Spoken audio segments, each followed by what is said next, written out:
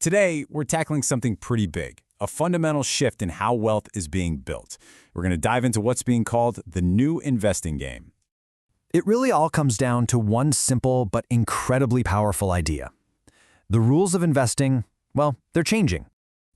For generations, there was a pretty clear path. But the financial world is evolving, and those strategies that once felt like a sure thing, they're now facing challenges they were just never designed to handle. Okay, so to really get a handle on this, let's start with the foundation most of us know.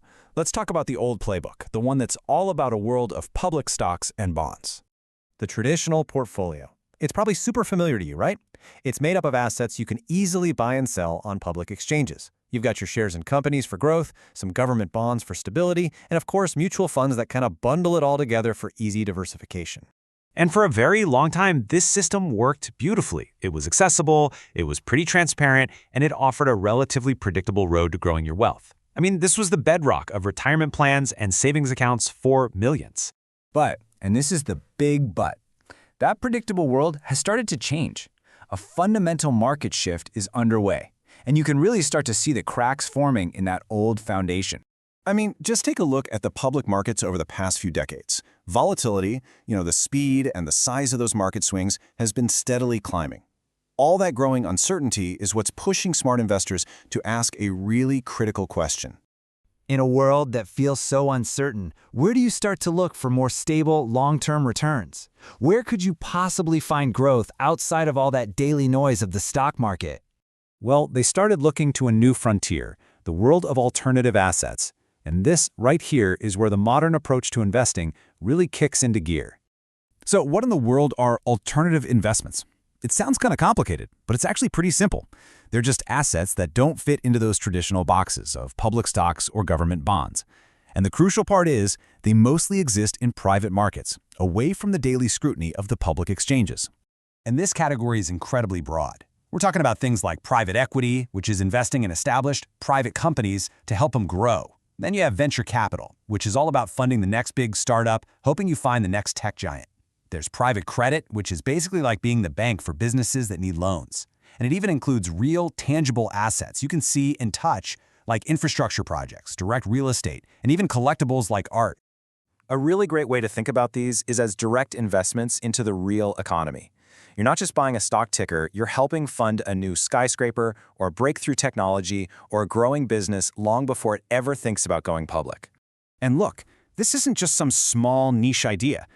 To see just how significant this shift really is, let's follow the capital. Let's see exactly where the smart money is going. This table really gets to the heart of the trade-off. See, public markets give you liquidity. It's easy to buy and sell, but they come with all that high volatility.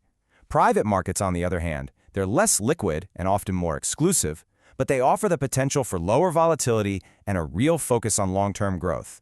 And that's precisely the trade-off that sophisticated investors are increasingly willing to make. And here's the proof in the pudding. Just look at how the world's largest institutional investors, we're talking pension funds, university endowments, the real heavy hitters, look at how they allocate their money. On average, almost a third of their entire portfolio is now in alternative assets. They've already adapted their playbooks. Let's be really clear about this.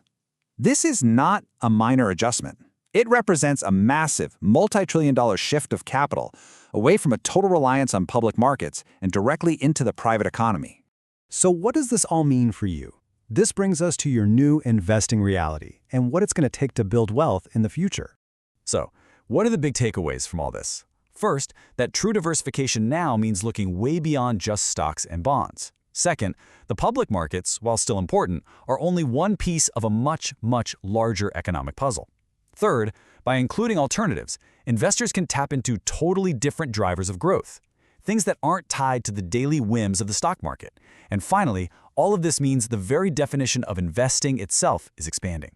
The conclusion is pretty clear. The old strategies by themselves are just not enough anymore.